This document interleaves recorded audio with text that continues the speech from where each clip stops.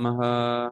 श्रीचैतन्यमनोभीष्टं स्थापितं येन भूतले स्वयं रूपः कदा मह्यं ददाति स्वपदान्तिकं। वन्- वन्देऽहं श्रीगुरोः श्रीयुतापदकमलं श्रीगुरून् वैष्णवांश श्रीरूपं साग्रजातं सहगणा रघुनाथान्वितं तं सजीवं साद्वैतं सावधूतं परिजनसहितं कृष्णचैतन्यदेवं श्रीराधा कृष्णपादान् सहगणा ललिता श्रीविशाखान्वितांश। हे कृष्ण करुणा सिंधो दीनबंधो जगतपते गोपेश गोपिका कांत राधा कांत नमस्तुते। तप्त कांचन गौरांगी राधे वृंदावनेश्वरी वृषभानुसुते देवी प्रणमामि हरिप्रिये। वाञ्छाकल्पतरुभ्यश्च कृपा सिन्धुभ्य एव च पतितानां पावनेभ्यो वैष्णवेभ्यो नमो नमः। जय श्री कृष्ण चैतन्य प्रभु नित्यानंद श्री अद्वैत गदाधर श्रीवासादि गौर भक्त वृंद। हरे कृष्ण कृष्ण कृष्ण हरे हरे हरे हरे राम राम राम हरे हरे। नमो विष्णुपादाय कृष्णपृष्ठाय भूतले श्रीमते भक्तिवेदांत स्वामिनिति नामिने। नमस्ते सारस्वते देवे गौरवाणी प्रचारिणे निर्विशेष शून्यवादी पाश्चात्य देश तारिणे।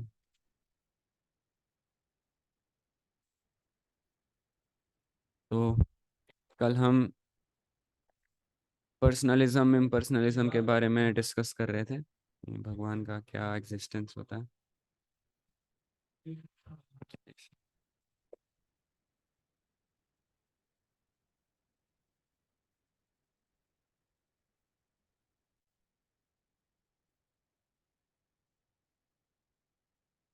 तो आज हम कंटिन्यू करते हैं, और कंटिन्यूएशन में और भी भगवत गीता में श्लोक आते हैं जिसमें भगवान दूसरी बार फिर कंफर्म करते हैं, है ना, कि मोस्ट कॉन्फिडेंशियल नॉलेज क्या है, सबसे गुह्यतम सबसे सीक्रेट नॉलेज कौन सा है, वो चैप्टर 18 में बताया जाएगा। तो आज हम उसको भी रीड कर लेते हैं ताकि ये टॉपिक आपका पूरा कवर हो जाए।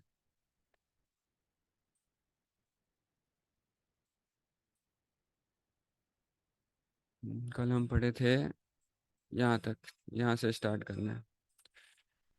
ठीक है, तो हमारे कोई आज नए कोई भक्त पढ़ सकते हैं जो कभी पढ़े नहीं। खुशवंत पढ़ना चाहेंगे? चलो ठीक है, Khushwant.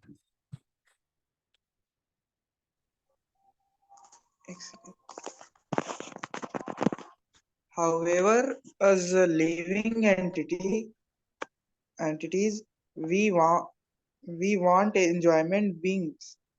In itself, it not enough. We want bliss as well as being in his entirety.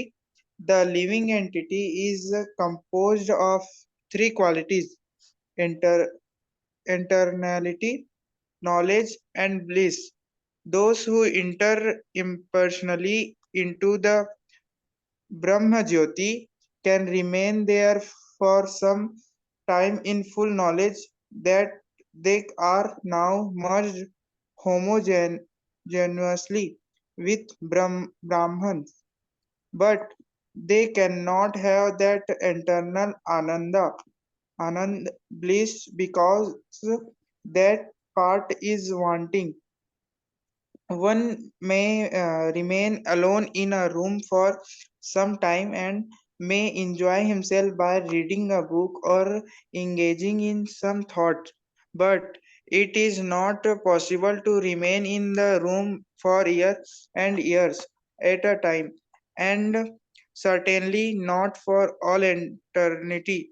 Therefore, for one who merges impersonally into the existence of the Supreme, there is every chance of falling down again into the material world in order to acquire some association. This is the verdict of Srimad Bhagavatam. Uh, Astronauts may travel thousands and thousands of miles, but if they do not find rest on some planet, they have to return again to Earth. In any case, rest is required. In the impersonal form, rest is uncertain. Therefore, Srimad Bhagavatam say that even after so much endeavor, if the impressionalist enter into the spiritual world and acquire an impressional form, he returns again into the material world because of neglecting to serve the Supreme Lord in love and devotion. As long as we are here on earth, we must learn to practice to love and serve Krishna, the Supreme Lord. If we learn this, can we can enter into spiritual planet. The impressionist position in the spiritual world is non non-permanent, for out of loneliness he will attempt to acquire some association because he does not associate personally with the Supreme Lord. He has to return again to the world and associate with conditioned entity there entities there. इसमें क्या बताने का प्रयास करें प्रभुपाद जी? आ, एक श्लोक आता है गीता में, मैं आपको शेयर करता हूँ। उस श्लोक का मतलब है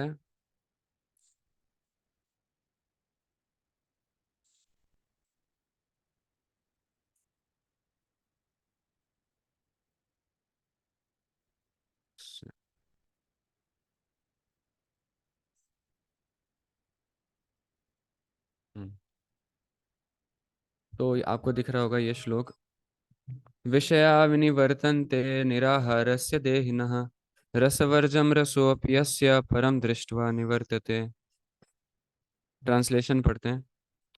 Though the embodied soul may be restricted from sense enjoyment, the taste for sense object remains. But ceasing such engagement by experiencing a higher taste, he is fixed in consciousness. तो बड़े बड़े नशा मुक्ति केंद्र होते हैं, वो लोग क्या करते हैं? आर्टिफिशियली उनको, है ना, नशे से दूर रखने का प्रयास करते हैं। उनको एक अलग से एनवायरनमेंट में रखेंगे, थोड़ा सतोगुण में लाने का प्रयास करते हैं। और बहुत मुश्किल से कुछ कुछ लोग ही, है ना, नशा, कुछ लोगों का ही नशा छूट पाता है। इसमें क्या बोला जा रहा है कि although the embodied soul may be restricted from sense of enjoyment, हम जो कंडीशनड सोल है, जो बद्ध जीव है, जो भगवान को भूल चुका है, उसको हम आर्टिफिशियली अगर प्रयास करते हैं, है ना, एकदम आप आर्टिफिशियली प्रयास कीजिए अपने सेंसेस को कंट्रोल करने का, अपने माइंड को कंट्रोल करने का, कि मैं कंट्रोल कर सकता हूँ, मैं कंट्रोल कर सकता हूँ, है ना। और कोई ऐसा आप प्रोसेस फॉलो नहीं कर रहे कंट्रोल करने के लिए, और बस आप अपने ही दम पे कंट्रोल करना चाहते हैं, है ना, या तो उससे दूर दूर हो गए आप।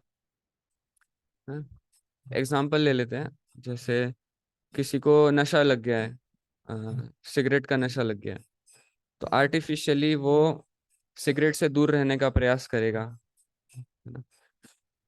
तो दूर रहने का प्रयास करेगा, फिर भी वो दूर है, फिर भी उसके मन में क्या चलता रहेगा? उसके मन में वो सिगरेट का टेस्ट बचे रह जाएगा। The taste for sense objects remains. तो आर्टिफिशियली तो नहीं हो पाएगा ये सब ओवरकम। तो क्या करना है? But ceasing such engagement by experiencing a higher taste. तो पहले खुद को उस एडिक्शन से दूर किया, ग्रॉस रूप से दूर किया, और फिर क्या किया? मन को कहाँ लगाया? मन को भगवान में एब्जॉर्ब कराया। Ceasing such engagement by experiencing higher taste, he is fixed in consciousness. तो जा करके उसका ये सब आ, जो लोअर टेस्ट था वो ओवरकम हो गया, है ना। परम दृष्टवा निवर्तते। आसान भाषा में, अगर हम कोई ज्यादा एंजॉयमेंट वाली चीज हमें मिल जाती है, तो जो कम एंजॉयमेंट वाली चीज है उसको हम रिजेक्ट कर देते हैं। अगर किसी चीज में हमें बहुत ज्यादा टेस्ट मिल रहा है, तो बाकी जो लोअर टेस्ट है वो अपने आप रिजेक्ट हो जाते हैं। उसी प्रकार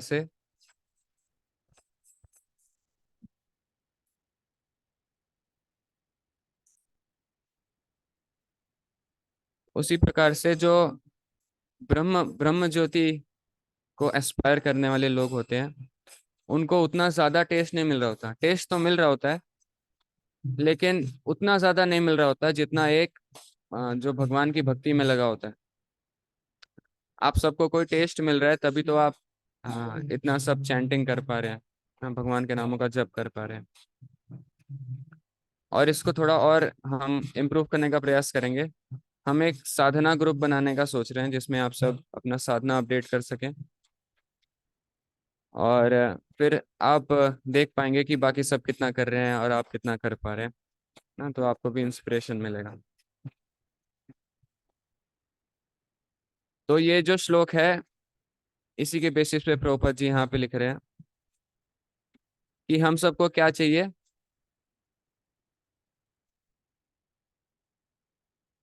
आनंद। हम सबको आनंद चाहिए। और इसको हम रीड करते हैं। Those who enter impersonally into the Brahma Jyoti can remain there for some time in full knowledge that they are now merged homogeneously with Brahman, but they cannot have that eternal Anand, bliss, because that part is wanting. तो इस वजह से आप देखेंगे maximum जो इम्पर्सनलिस्ट होते हैं, आखिरी में सोशल एक्टिविटीज में लग जाते हैं। या तो हॉस्पिटल खोलेंगे या फिर लोगों की मदद करेंगे, है ना। उनको क्यों क्यों करते हैं वो ये सब? क्योंकि उनको टेस्ट नहीं मिल रहा होता। जो स्पिरिचुअलिटी में उतना टेस्ट नहीं आ रहा होता, तो फिर वो मटेरियल टेस्ट। और सबसे बड़ा मटेरियल टेस्ट क्या होता है? नेम फेम, है ना, प्रतिष्ठा। तो एंजॉयमेंट, अगर कोई व्यक्ति स्त्री स्त्री का एंजॉयमेंट भी छोड़ के आ जाता है, बाबा बन जाता है, तो भी उसके अंदर बहुत सारे अनर्थ अभी भी बचे रह जाते हैं।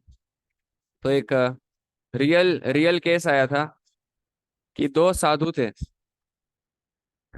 तो सब कुछ छोड़ करके वो लोग हिमालय गए हुए थे।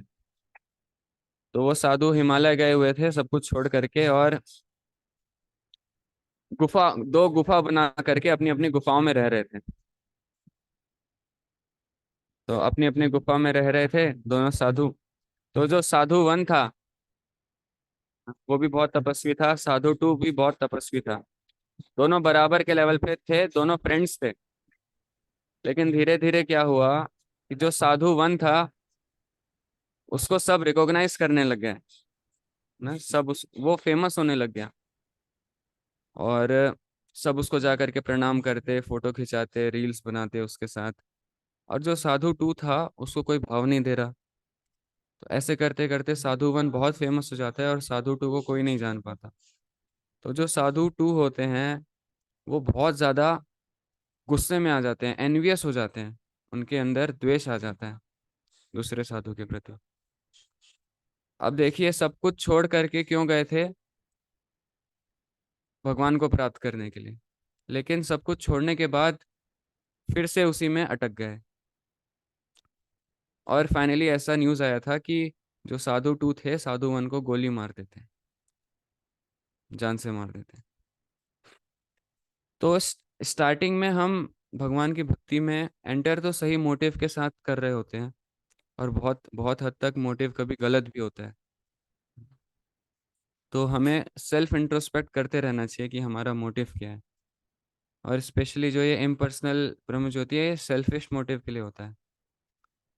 स्पेशली वैष्णव संप्रदाय में जो भी ये चीज़ें होती है ना, मोक्ष प्राप्त करना और अपने मन को कंट्रोल करना, इंद्रियों को संयम में लाना, तो अगर हम ये सब के लिए भक्ति का प्रैक्टिस करते हैं तो ये सेल्फिश होता है, ये हम खुद के लिए करते हैं।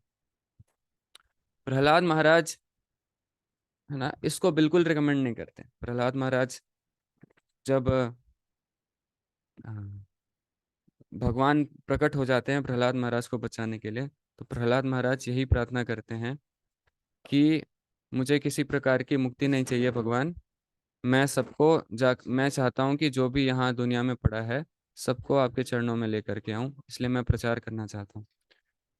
वो लोग बहुत सेल्फिश होते हैं जो लोग अकेले खुद के सेल्फ रियलाइजेशन के लिए हिमालय में चले जाते हैं। तो भक्ति क्या है? भक्ति है सेल्फलेस डिवोशनल सर्विस। हम सेल्फलेसली भगवान की सेवा करते हैं, खुद की प्रसन्नता के लिए नहीं, भगवान की प्रसन्नता के लिए। तो हर मोमेंट हमें चेक करना चाहिए कि हम कोई भी एक्टिविटी कर रहे हैं किसकी प्रसन्नता के लिए कर रहे हैं। श्रीवास्तव। तो जो ब्रह्म ज्योति वाले हैं उनको इतना ब्लिस नहीं मिलता, इसलिए कल भी हमने एक श्लोक देखा था श्रीमद् भागवतम से कि वो उनका फाइनली पतन हो जाता है। तो हमें क्या करना है? We must learn to practise to love and serve Krishna. हमें भगवान से प्रेम करना है और सेवा करनी है, प्रैक्टिकल सर्विस।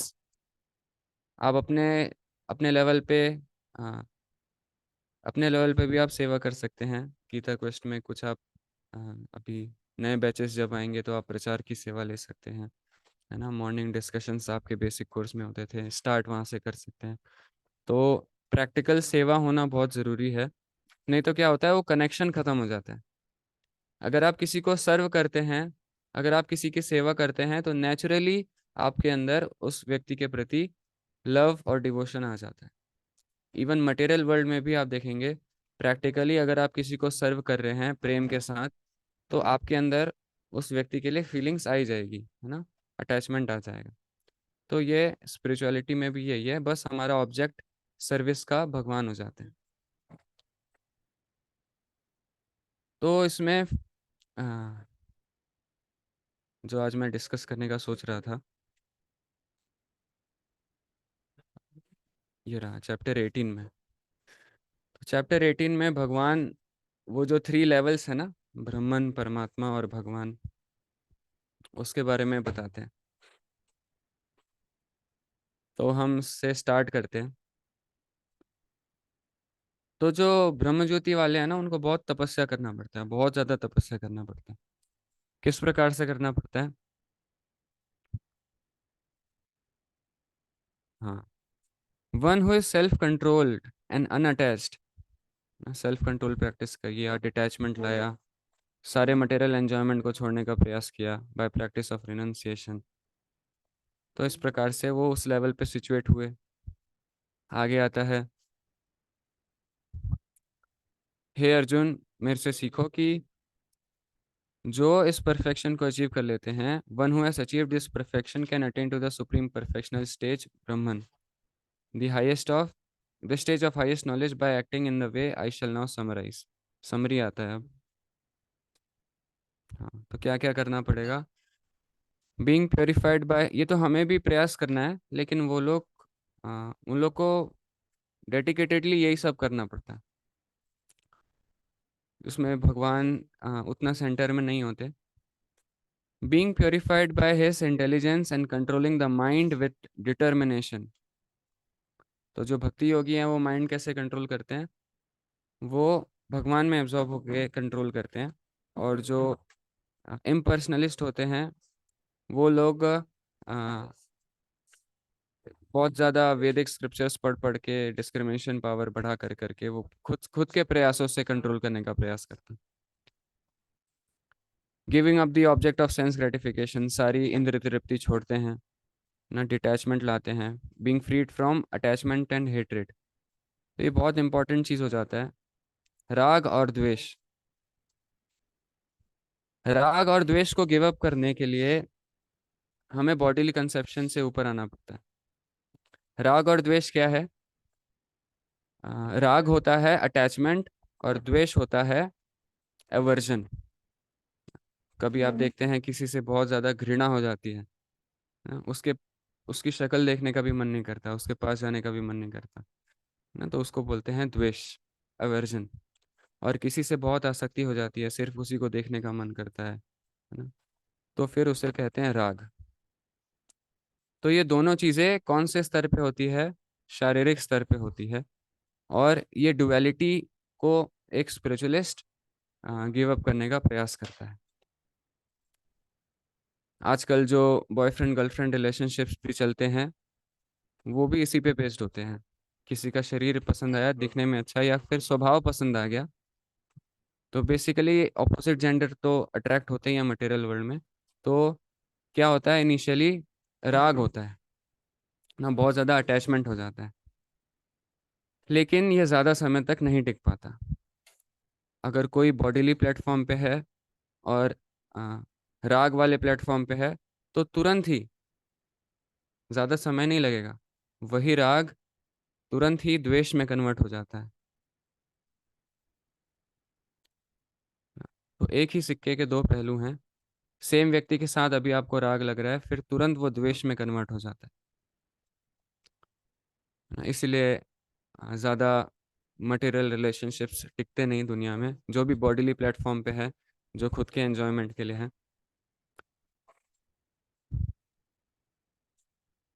तो जो स्पिरिचुअलिस्ट है वो इस प्रकार से अटैचमेंट और हेटरेट से ऊपर उठा।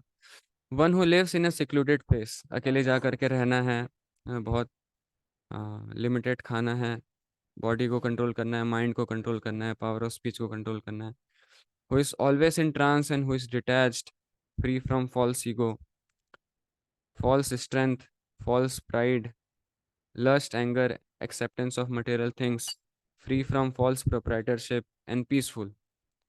Such a person is certainly elevated to the position of self realization. फिर फाइनली पहला पहला लेवल ऑफ सेल्फ रियलाइजेशन क्या है, उसके बारे में ये भगवान श्लोक बताते हैं। तो लेवल वन रियलाइजेशन है ब्रह्मभूत प्रसन्नात्मा। ब्रह्मभूतः प्रसन्नात्मा न शोचति न कांक्षति समः सर्वेषु भूतेषु मद्भक्तिं लभते पराम। One who is thus transcendentally situated at once realizes the supreme Brahman and becomes fully joyful. तो जो ब्रह्म ज्योति में रियलाइज कर लेते हैं वो बहुत जॉयफुल हो जाते हैं। He never laments or desires to have anything. He is equally disposed toward every living entity. In that state he attains pure devotional service unto me.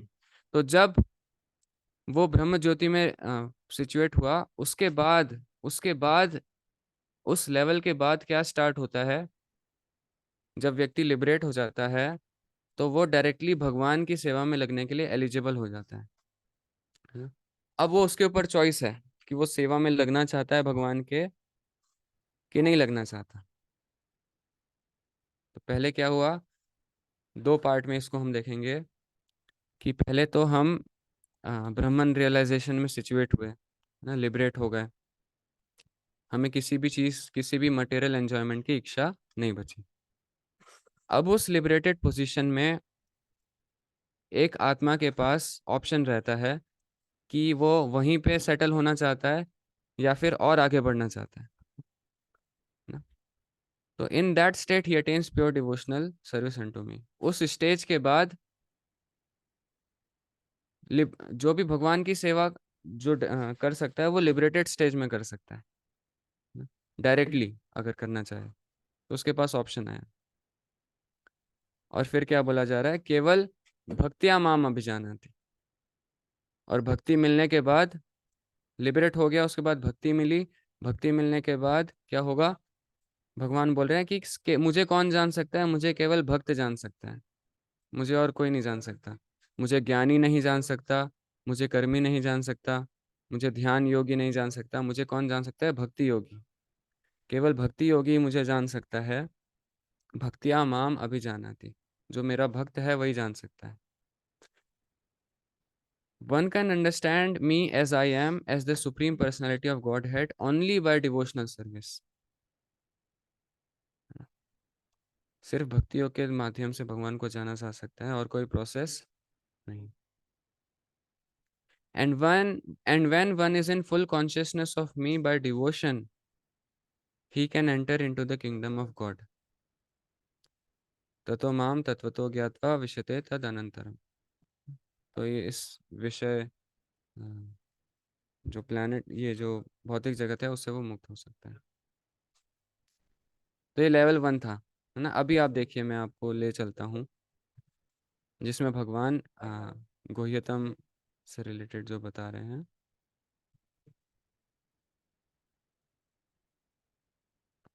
तो लेवल 1 ऊपर हमने देखा,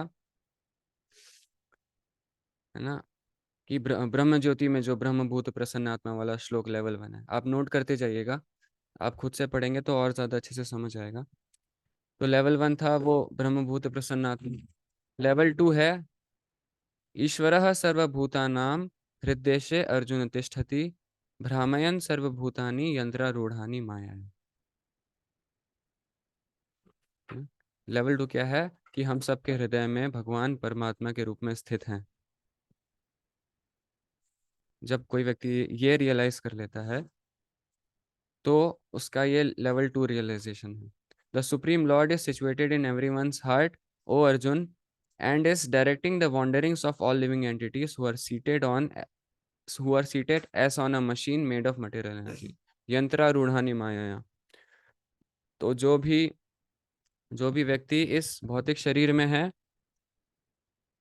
तो हार्ट में सोल सिचुएट होता है और उसी सोल के बाजू में एक सुपर सोल सिचुएट होता है जो सारी चीजें ऑब्जर्व कर रहा होता है. आप जो भी एक्टिविटीज करते हैं, जो परमात्मा हम सबके हृदय में, परमात्मा सब देख रहे होते हैं. तो अगर आप अकेले में कुछ गड़बड़ करते हैं तो ये मत सोचिए कि किसी ने देखा नहीं. भगवान तो आपको देख ही रहे हैं, जो आपके हृदय में विराजमान है.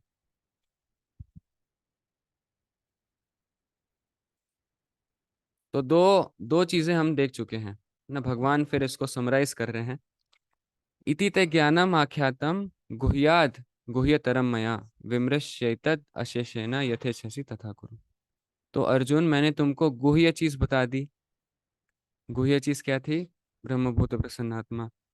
गुह्यतरम भी बता दिया, है ना. परमात्मा हृदय से अर्जुन तिष्ठति, परमात्मा के बारे में भी बता दिया, है ना. क्या क्या बता दिया? गुह्याद बता दिया, गुह्यतरम भी बता दिया. ठीक है. अब उससे भी ज्यादा कॉन्फिडेंशियल बात भगवान बताने वाले हैं. आप लोग रिलेट कर पा रहे हैं? यहां तक सबको समझ आया? गुह्य बता दिया, गुह्यतरम बता दिया, कॉन्फिडेंशियल, मोर कॉन्फिडेंशियल बता दिया.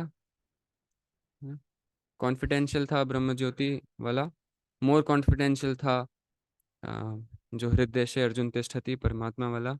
अब मोस्ट कॉन्फिडेंशियल आने वाला है. मोस्ट कॉन्फिडेंशियल अभी हम पढ़ते हैं. भगवत गीता का जो कंक्लूजन है, सर्वगुह्यतमं भूयः शृणु मे परमं वचः इष्टोऽसि मे दृढ़म् इति ततो वक्ष्यामि ते हितम्. तो सर्वगुह्यतमम, गुह्य बता दिया, गुह्यतमम बता दिया. अब सर्वगुह्यतमम, मोस्ट कॉन्फिडेंशियल नॉलेज भगवान बताएंगे. क्यों बताएंगे? Because you are my very dear friend. मेरे मित्र हो इसलिए बता रहा हूँ, नहीं तो सबको नहीं बताता. So because you are my very dear friend, I am speaking to you my supreme instruction, the most confidential of knowledge, the most confidential knowledge of all. Hear this from me, for it is for your benefit. तो भगवान जब ये बता रहे हैं, क्यों बता रहे हैं? ततो वक्ष्यामि ते हितम, अर्जुन के हित के लिए बता रहे हैं, हम सबके हित के लिए बता रहे हैं. हम सबका इससे बेनिफिट होगा.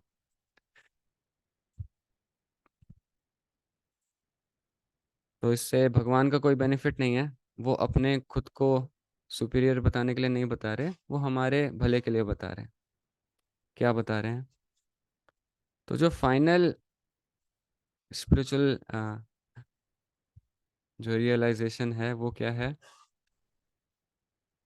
मन मना भव मद भक्तो मद्याजी माम नमस्कुरु माम एवैष्यसि सत्यम ते प्रति जाने प्रियोसी में। तो ये highest level of spiritual realisation है। क्या है? जो भगवान कृष्ण कह रहे हैं कि ऑलवेज थिंक ऑफ मी, हमेशा मेरे बारे में चिंतन करो, मेरे भक्त बनो, है ना। मदयाजी में मेरी मेरी वर्शिप करो, और किसी को वर्शिप करने की जरूरत नहीं है। Offer offer your homage to me, मुझे प्रणाम करो, माम नमस्कुरु। Thus you will come to me without fail, I promise you, because you are my because you are my very dear friend. प्रति जाने प्रियोसी में, तुम मुझे बहुत प्रिय हो अर्जुन, मेरे सखा। तो अगर तुम ये कर पाते हो तो तुम मुझे प्राप्त करोगे, है ना। इसका फाइनल रियलाइजेशन क्या था? फाइनल डेस्टिनेशन एक स्पिरिचुअलिस्ट का है, माम एवैष्यसि सत्यम ते, thus you will come to me without fail. वो भगवान को प्राप्त डायरेक्टली, जो पर्सनल फॉर्म है भगवान कृष्ण का, भगवान कृष्ण अपने पर्सनल फॉर्म में बोल रहे हैं अर्जुन को कि अगर तुम मन मना अपना मन पूरी तरह से मेरे में लगा दोगे, मेरे भक्त बनोगे और मुझे वर्शिप करोगे, मुझे प्रणाम करोगे रेगुलर, तो तुम मुझे प्राप्त करोगे विदाउट फेल। ये क्या था? Most confidential knowledge. Most confidential knowledge ये है, सर्वधर्मान परित्यज्य माम एकम शरणम व्रज, है ना। सारे धर्मों का त्याग कर दो, केवल मेरी शरण में आ जाओ। अहम त्वाम सर्व पापेभ्यो मोक्षयिष्यामि मा शुचः, मैं तुम्हें सारे पापों से मुक्त कर दूंगा। आखिरी में भगवान गारंटी भी दे रहे हैं, मा शुचः। तो हम सब पे विश्वास करते हैं, अमेजोन डिलीवरी करेगा तो सही प्रोडक्ट डिलीवर करेगा, हम विश्वास बहुत हद तक फेथ रखते हैं। लेकिन हम जब भगवान यहाँ पे बोलते हैं कि डरो मत अर्जुन, मैं तुमको सारे पापों से मुक्त कर दूंगा, abandon all varieties of religion, just surrender unto me. तो माम कौन है यहाँ पे? माम यहाँ पे भगवान कृष्ण ही तो हैं। लेकिन जो घुमाने वाले लोग होते हैं वो क्या कहते हैं, यहाँ पे जो माम है वो कृष्ण नहीं है, वो कृष्ण के अंदर कुछ बैठा हुआ है, वो बोल रहे हैं। तो ये बोगस फिलोसफी होती है, जो भी ये ऐसा कहते हैं।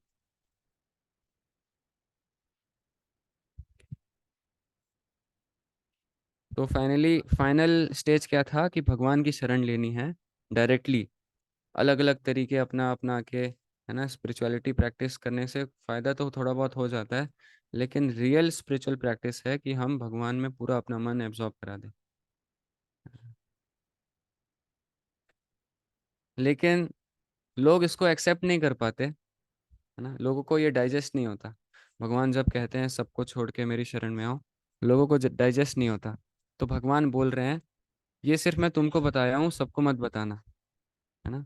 अगले श्लोक में ही भगवान बोल पड़ते हैं, this confidential knowledge may never be explained to those who are not austere, जो थोड़ा बहुत तपस्या नहीं कर पाते, तपस्वी नहीं है, जिनके अंदर डिवोशन नहीं है भगवान के प्रति, और जो भगवान से एनवियस हैं,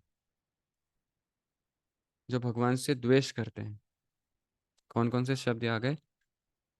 अभ्यसूयति का अर्थ होता है एनवियस।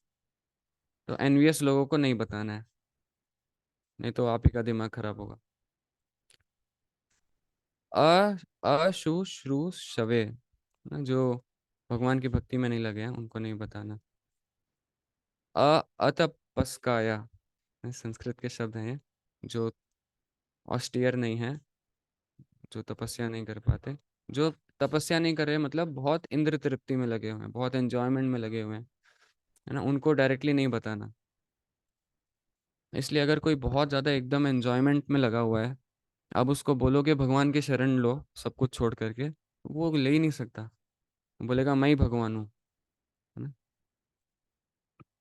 एंजॉयर कौन हूँ? मैं एंजॉयर हूँ, कोई और एंजॉयर कैसे हो सकता है मेरे अलावा? तो वो नहीं मान सकता।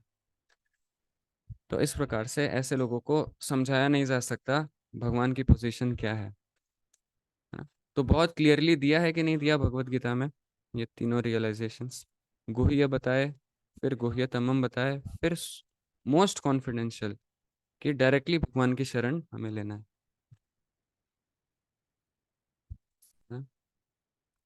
और भी श्लोक आते हैं, और भी रेफरेंसेस हैं भगवत गीता में, इतनी बार भगवान ये बता चुके हैं। आप लोग को और चाहिए तो मैं और भी बता सकता हूँ। तो इस प्रकार से अ, जो ब्रह्म ज्योति है वो लेवल 1 ही है। और मैक्सिमम जो इम्पर्सनलिस्ट होते हैं, है ना, तो वो पर्सनलिस्ट जो होते हैं उनसे बहुत चिढ़ खाते हैं, और उनको बहुत उल्टा सीधा गलत सलत बोलते हैं। तो अभी भी आप देखेंगे, जो शंकराचार्य थे वो नाराज क्यों हैं इतना? क्योंकि जो राम लला की प्राण प्रतिष्ठा हुई, उसमें राम का एक फॉर्म है जिसमें भगवान की सेवा होगी, पर्सनल सेवा होगी, भगवान को भोग लगाया जाएगा दिन भर, हाँ, भगवान को श्रृंगार किया जाएगा, हाँ, भगवान का मंदिर बना है। तो निराकारवादी है, तो उसको ये सब मंदिरों में इंटरेस्ट ही नहीं होता,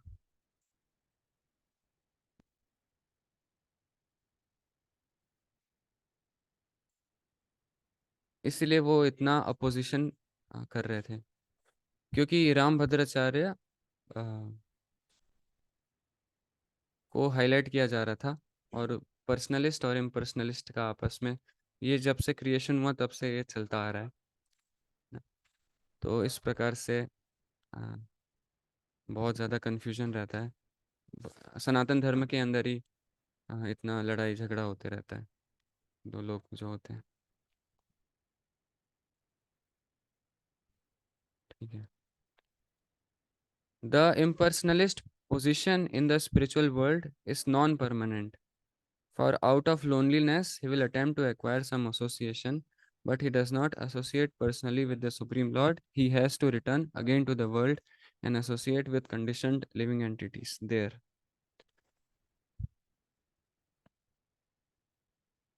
बहुत सारे ऐसे स्पिरिचुअल इंस्टीट्यूशंस हैं, आप देखेंगे उनका बहुत ही एक्सट्रीम पे चले जाता है। कैसे एक्सट्रीम पे चले जाता है कि वो खुद को भगवान मानने लगते हैं, है ना। जो भी ब्रह्म ज्योति में मर्ज होते हैं वो, हम ब्राह्मण बन चुके हैं, अब हम भगवान बन चुके हैं, ऐसा उनका high level of false ego रहता है। और मैक्सिमम इंस्टीट्यूशंस भारत में इसी के बेसिस पे चल रहे हैं।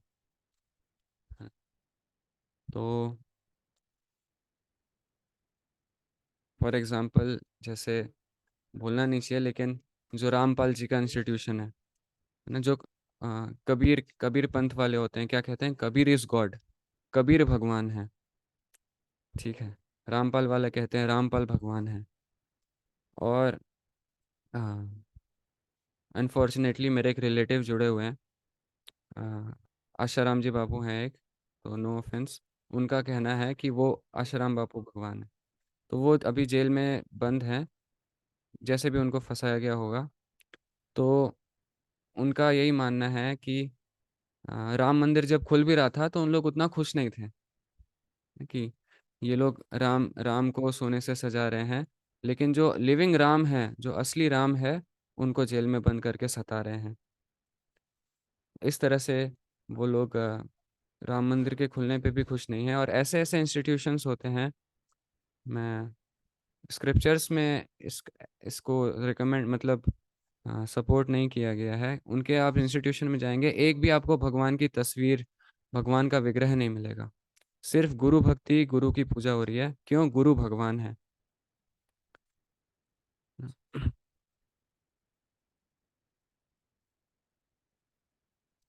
तो इवन ध्रुव राठी भी बहुत सारे वीडियोस निकालते रहता है। तो ध्रुव राठी को आप सब जानते होंगे। तो ध्रुव राठी अगर कोई वीडियो निकाला है ना, अगर किसी किसी की निंदा करते हुए उसने वीडियो निकाल दी ना, जैसे अभी राम मंदिर को पॉलिटिक्स बोल के उसने वीडियो निकाली, तो उससे आपको समझ जाना चाहिए वो जिस चीज़ को गलत बोल रहा है वो चीज़ सही है ना। तो ध्रुव राठी जैसे लोग हैं, इवन संदीप माहेश्वरी आ, भी, क्योंकि भारत में है, अब कुछ तो बोलना पड़ेगा। तो उन्होंने यही इम्पर्सनलिस्ट वाली फिलोसफी का सीरीज निकाला था, अष्टावक्र गीता। बादल क्या बोल रहे हैं? German shepherd. बादल, ठीक है। हाँ, वो जर्मनी में बैठ के वीडियोस बनाता है ना। यहाँ यहाँ पे रहेगा तो मार दिया जाएगा, भारत में तो रह नहीं सकता, तो तो छुप छुप के संदीप वीडियो। महेश्वरी जो है ना प्रभु जी, बहुत अच्छे से कम्युनिकेट करके गलत बात बोलते हैं। हाँ एकदम, मतलब जो इनोसेंट लोग हैं ना, जो हमारे भारत में वीडियो बनाता है, वो इनोसेंट लोग हैं, उनकी श्रद्धा खत्म कर देता है।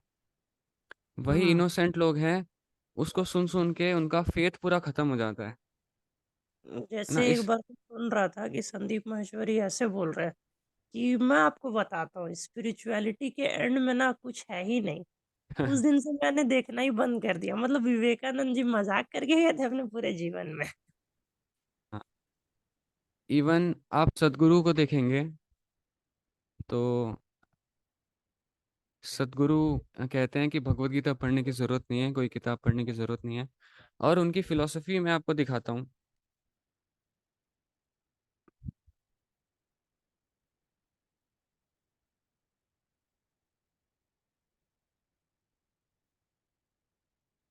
उनकी फिलॉसफी है, शिव कौन है।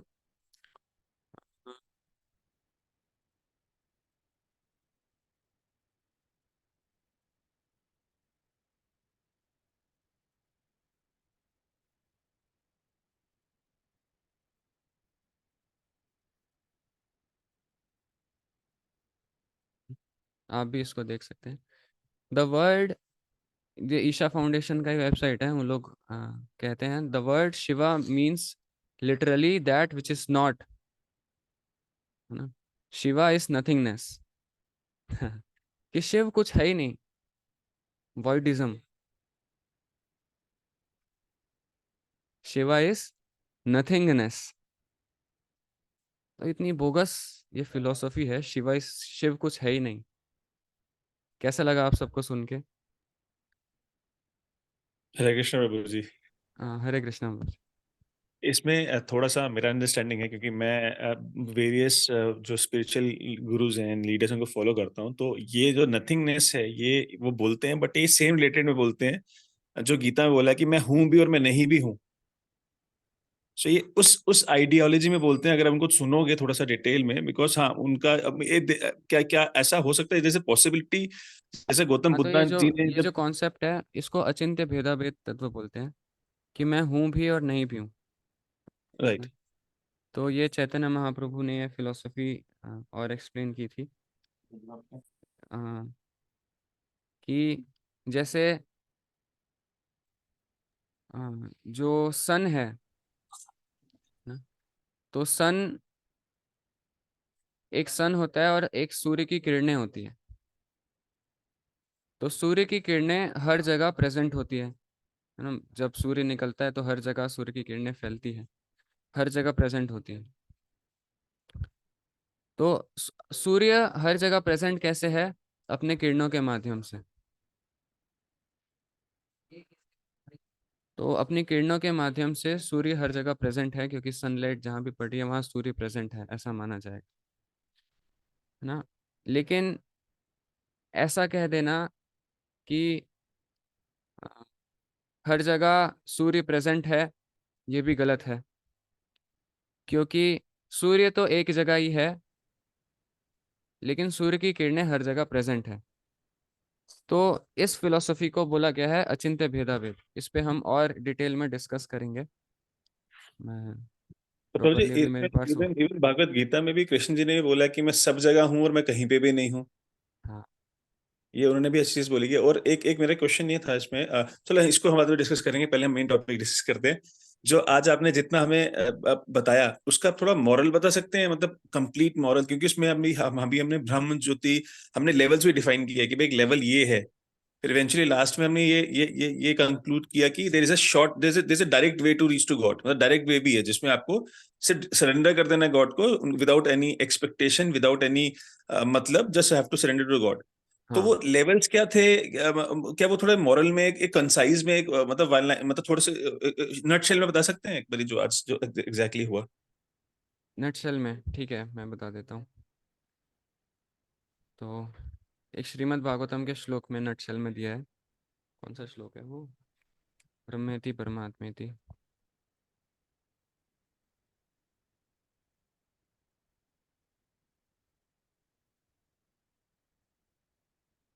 हाँ, तो ये नटशेल में इस प्रकार से है। वदन्ति तत्तत्त्वविदस् तत्त्वं यज्ञानमद्वयम् ब्रह्मेति परमात्मेति भगवान इति शब्दयते। जो भी ट्रांसेंडेंटलिस्ट होते हैं, स्पिरिचुअलिस्ट होते हैं, भगवान को 3 लेवल पे रियलाइज कर पाते हैं, है ना। एक होता है नॉन डुअल सब्सटेंस ब्रह्मन, ब्रह्म ज्योति। जैसे सन रेज हैं, तो एक सूर्य की किरणें हो गई, वो ब्रह्म ज्योति हो गई। जो सन का सरफेस है, उसको कोई रियलाइज कर ले, ऐसा एनालॉजी दिया जाता है स्क्रिप्चर्स में। तो सन का सरफेस लेवल 2 रियलाइजेशन, और कोई सन के कोर को रियलाइज कर ले तो वो भगवान रियलाइजेशन। तो ओके। उसी प्रकार से ब्रह्मेति हो गया परमात्मा और भगवान। तो ये जो ब्रह्मन रियलाइजेशन है, उसको हम नॉलेज के हेल्प से भी रियलाइज कर सकते हैं। और बेसिकली ये जो ब्रह्मन रियलाइजेशन में होता है, नेति नेति का कॉन्सेप्ट होता है। नेति नेति अगर आप सुने होंगे, कि वो हर समय ये सोचते रहते हैं कि ये ब्रह्म नहीं है, ये भी ब्रह्म नहीं है, हाँ, ये सोल नहीं है, ये स्पिरिचुअल नहीं है, ये नॉन स्पिरिचुअल है, ये मटेरियल है, ये स्पिरिचुअल है। इस तरह से वो बहुत डिस्क्रिमिनेशन करके प्रैक्टिस करते हैं, है ना, कि जो ताकि वो पूरी तरह स्पिरिचुअल चीज़ों में सिचुएट हो सके। वो सारी नॉन स्पिरिचुअल चीज़ को वो त्यागने का प्रयास करते हैं। तो फिर ऐसे नॉलेज के हेल्प से बहुत ज़्यादा डिस्कशन कर करके, अगर आप बहुत रिगरस डिस्कशन करते हैं, है ना, ज्ञान योग जो है, ज्ञान योग क्या है कि बहुत हैवी स्टडी होती है स्क्रिप्चर्स की, हाँ, हैवी डिस्कशंस होते हैं, जिसके कारण पूरा माइंड सेट वैसा स्पिरिचुअलाइज होने लगता है ना। सांख्य योग को बहुत अच्छी, बहुत रिगरस आप पढ़ेंगे, आपको एक लेवल पे आपको समझ आने लगेगा कि ये सोल नहीं है, ये सोल है, ऐसा करके। तो उससे हम ब्रह्मन रियलाइजेशन तक पहुंच सकते हैं। पर और जो ध्यान योगी हैं, ध्यान परमात्मा पे ध्यान लगा के परमात्मा रियलाइजेशन तक पहुंच सकते हैं। और जो फाइनल भक्ति योगी है, चैप्टर 7 से चैप्टर 12, वो डायरेक्ट भगवान के साथ एसोसिएट कर सकते हैं।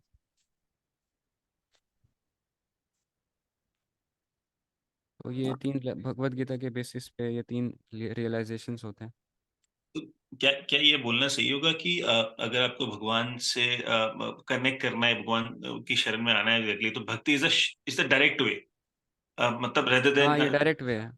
है ना, मतलब आपको ब्रह्म से जाके सेकंड थर्ड फेज ऐसे स्टेप्स नहीं चढ़ने, ये एक शॉर्टकट है अगर आपको भगवान को एक्चुअली अटेन करना है without any self greed, you no.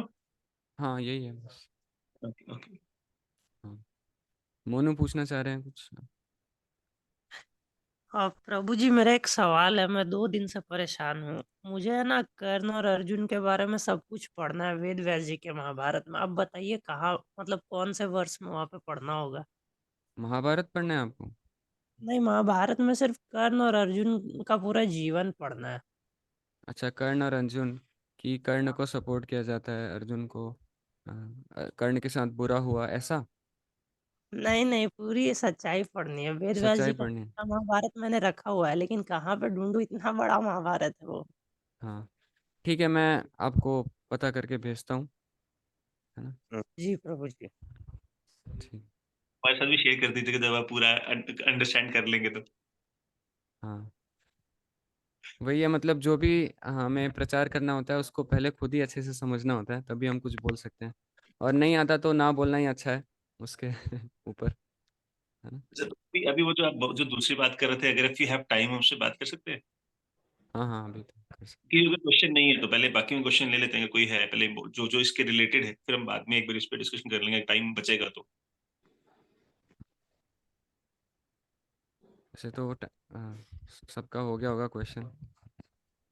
ये बहुत कंट्रोवर्शियल अरे चीजें हो जाती है, ये जो है अरे प्रभु जी। इम्पर्सनलिस्ट और पर्सनलिस्ट वाले, क्योंकि सबका फेथ अलग अलग जगह चले जाता है। यस नीरज जी, नीरज जी हमारे सिविल इंजीनियर है ना आप? जी प्रभु जी। हरे कृष्ण। हरे कृष्णा प्रभु जी। प्रभु जी, वो जो शिवा है, शिवा को फॉर्मलेस भी बोलते हैं। सो हाँ, तो वो इम्पर्सनलिस्ट जो होते हैं वो फॉर्मलेस बोलते हैं, जो पर्सनलिस्ट होते हैं वो फॉर्म है ऐसा बोलते हैं। तो हमने अभी पढ़ा ना भगवत गीता में दो दो प्रोसेस हैं, लेकिन फॉर्मलेस में स्क्रिप्चर्स में बहुत, फॉर्म वाले के लिए अगेंस्ट में कुछ भी नहीं आता है स्क्रिप्चर्स में, कि जो भगवान के रूप की पूजा करता है उसका कभी फॉल डाउन हो गया हो। लेकिन जो फॉर्मलेस की पूजा करता है उसका पतन हो जाता है। ऐसे बहुत सारे इंस्टेंसेस आते हैं स्क्रिप्चर्स में, और श्लोक भी आते हैं श्रीमद् भागवतम में स्पेशली। कल भी हमने डिस्कस किया था ये वाला जो श्लोक था ना, जी प्रभु जी। कि जो भगवान के चरणों की शरण नहीं लेता उसका कभी भी पतन हो सकता है। और जो फॉर्मलेस है वो तो मानते ही नहीं है भगवान के कुछ हाथ पैर कान नाक मुंह होते हैं, है ना? और भगवान अगर फॉर्मलेस है तो अगर हम प्रार्थना भी करते हैं, भगवान से प्रार्थना करते हैं हम, तो भगवान का कान ही नहीं है तो सुनते कहाँ से हैं फिर वो?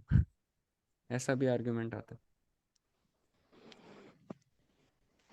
तो ये थोड़ा डिफिकल्ट टॉपिक है जो अभी चल रहा है। ठीक है। जी प्रभु जी, और एक बात, वो जो हम लोग जनै जनै धारण करते हैं ना, what is the significant of that secret thread? Secret thread, ये पहले जब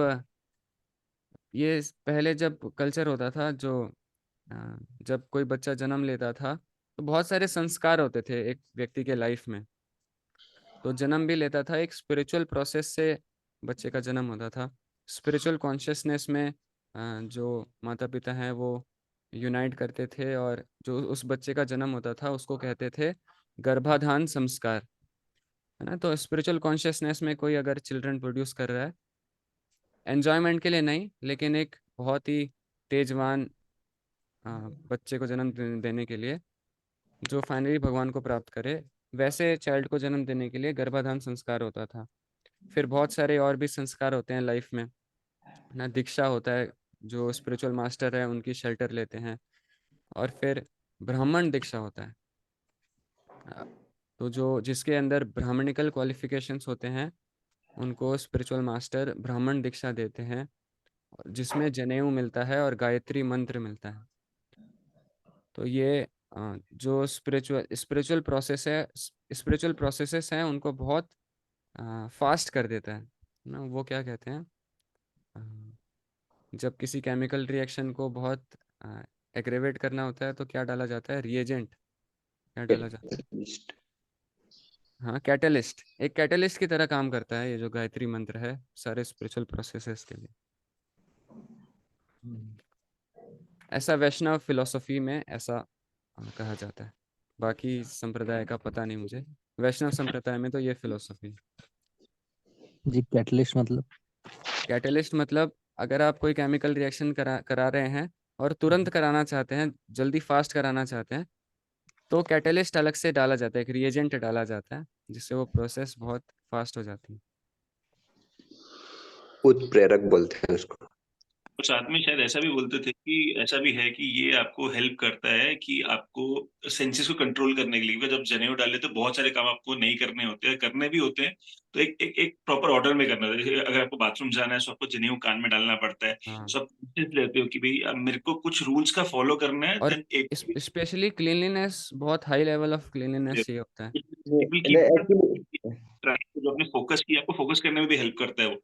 तो आपको हाँ। रिमाइंडर होता है आपको बॉडी से हमेशा कि आपको क्या पाथ फॉलो करना है और कैसे करना है, ताकि आपसे डिस्ट्रैक्ट ना हो पाओ। तो एक हाँ। लॉजिकल ये भी था और ये शायद। जो ब्राह्मण स्पेशलिस्ट की क्वालिटीज भी हम डिस्कस करेंगे, बहुत सारे क्वालिटीज आती है, जिनमें क्वालिटीज प्रेजेंट है उनको फिर ब्राह्मण कहा जाएगा, किसको ब्राह्मण नहीं कहा जाएगा।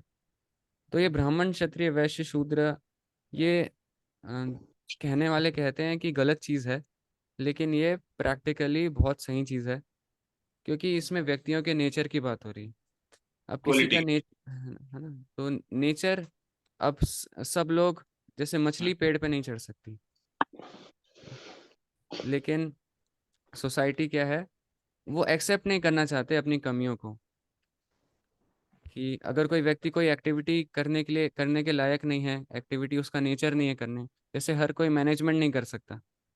कोई इमोशनल व्यक्ति है, मैनेजमेंट तो नहीं कर पाएगा वो, क्योंकि मैनेजमेंट में आ, थोड़ा सा स्ट्रांग होना पड़ता है ना, इमोशनलेस थोड़ा सा होना पड़ता है मैनेजमेंट अगर आपको करना है। तो बहुत ज़्यादा इमोशनल व्यक्ति है, भावुक व्यक्ति है, वो तो मैनेजमेंट नहीं कर पाएगा। तो अलग अलग क्वालिटीज, अलग अलग स्वभाव सबका होता है, उस स्वभाव के अनुसार जो चार वर्ण है बताए गए हैं। प्रहलाद महाराज बताते हैं इसके बारे में। तो प्रहलाद महाराज,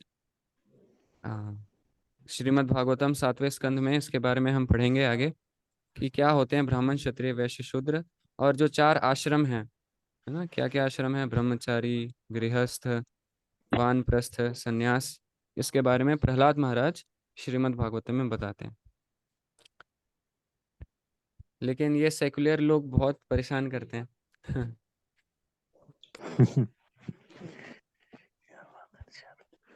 हरे कृष्ण प्रभु जी। हरे हरे कृष्ण कृष्ण। प्रभु जी, मुझे एक कौशल प्रभु को एक बात बोलना था।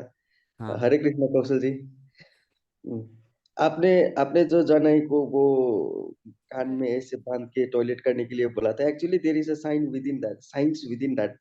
हम लोगों का यहाँ पे जो एक्यूप्रेशर पॉइंट रहता है कान में, and when you put on the thread out here, then आपका एक्यूप्रेशर पॉइंट एक्टिवेट हो जाता है और आपका टॉयलेट या पेट अच्छी तरह से क्लीन हो जाता है। That is the reason actual में जो हम लोग लगाते हैं ना। और ओके। और ये एक मेन रीजन ये भी है कि हम उससे गंदा नहीं करना चाहते, वो भी है, क्लीनलीनेस भी है। उसको साफ रखना चाहते हैं, कुछ गंदगी उसमें ना गिरे, इसलिए हम उसको ऊपर उठा लेते हैं हम, क्योंकि वो सीक्रेट थ्रेड है, उसमें अगर आप पेशाब कर देंगे फिर तो सब गंदा हो तीनों जाए। चीजें, clean भी है, एक्वाप्रेशर भी है, और हमें क्लीननेस भी करना है, तो वो तीनों लेकिन चीजें। ये, और बॉलीवुड प्रोपेगेंडा भी करते हैं, आप देखेंगे अक्षय कुमार जनेऊ डाल के दारू पीता है ना। तो ये एक्टर्स लोग कभी कभी डेविएट भी करते हैं। वो OMG मूवी आई थी ना, उसमें जनेऊ डाल करके ड्रिंक कर रहे थे, है ना। तो ये गलत प्रोपेगेंडा भी चलता है। हिमांशु कैसे हैं आप? जी अच्छे हैं। थोड़ा तबीयत खराब थी, अब ठीक चल रही है। अभी ठीक है। जी।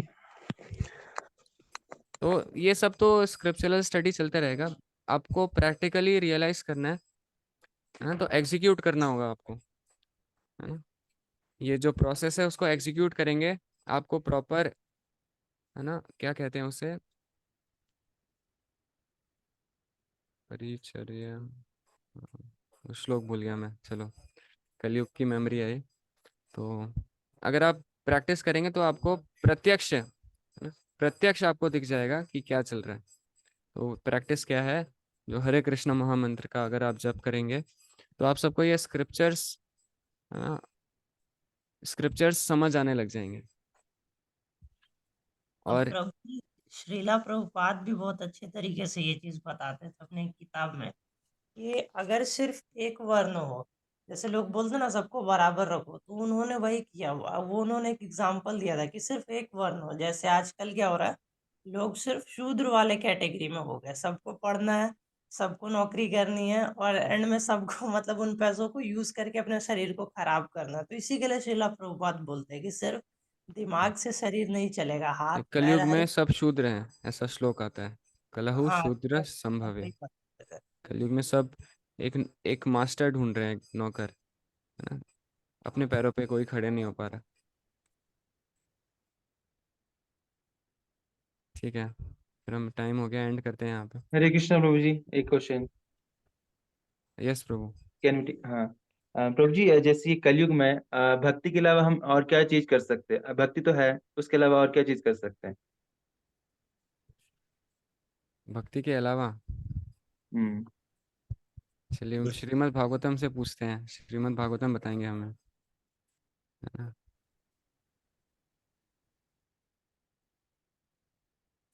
श्रीमद् भागवतम से पूछें। जी जी जी। इसमें बता रहे हैं, कलेर्दोष निधेरा जन अस्ति ही एक महान गुणः कीर्तनादेव कृष्णस्य मुक्त संगः परम रजेत। कि कलयुग दोष का सागर है। कलयुग में दोष ही दोष है, कोई भी अच्छा ही नहीं है इसमें। जहां देखोगे आप वहां पे आपको गलत चीज दिखेगी। लेकिन इसमें एक, सिर्फ एक महान गुण है, दो नहीं, तीन नहीं, सिर्फ एक। कीर्तनादेव कृष्णस्य मुक्त संगः परम रजेत। भगवान कृष्ण के नामों का कीर्तन करके आप ये इस दुनिया से बाहर जा सकते हैं, क्योंकि ये दुनिया रहने लायक जगह नहीं है। ठीक है, कितना है? एक है ना, और कोई दूसरा तो नहीं बताया गया। अस्ति ही एको। जी जी। अच्छा तो प्रभु जी कलयुग का। आपने ओके। हाँ यस प्रभु। नहीं नहीं नहीं, आप बोलिए, मेरे को लगा आपका खत्म हो गया, अभी तो ये टॉपिक खत्म हो गया आपका। एक आज के टॉपिक से एक वो चीज पूछनी थी मुझे। आप पहले हाँ कंटिन्यू कर लीजिए, फिर मैं पूछता हूँ। हो आप गया मेरा शायद तो, बोल बस रहे थे यही नहीं। बताना था कि अच्छा, आपने बोला था कलयुग। कि हाँ यस, सॉरी। सॉरी सॉरी कलयुग, सॉरी सॉरी कलयुग, अब मैं म्यूट कर रहा हूँ, आप बोलिए। बस ये बोला था, कलयुग दोषों का सागर है, और इसमें एक महान गुण है कि भगवान, सिर्फ भगवान कृष्ण के नामों के कीर्तन से हम स्पिरिचुअल वर्ल्ड जा सकते हैं। बस इतना ही।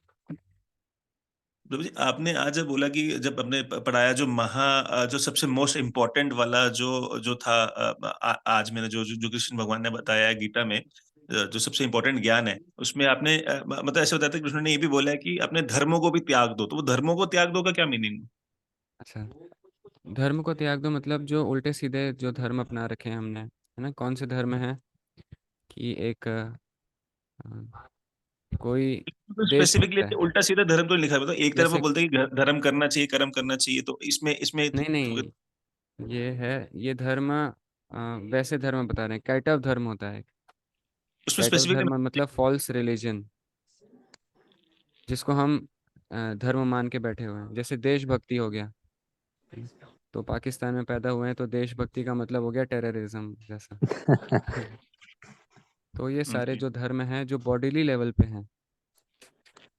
जो हमको कंस्ट्रेंट करते हैं। हाँ, ओके। इसको हम और पढ़ेंगे परपट में तो और अच्छे से समझ आएगा। चैप्टर 8 कहाँ गया?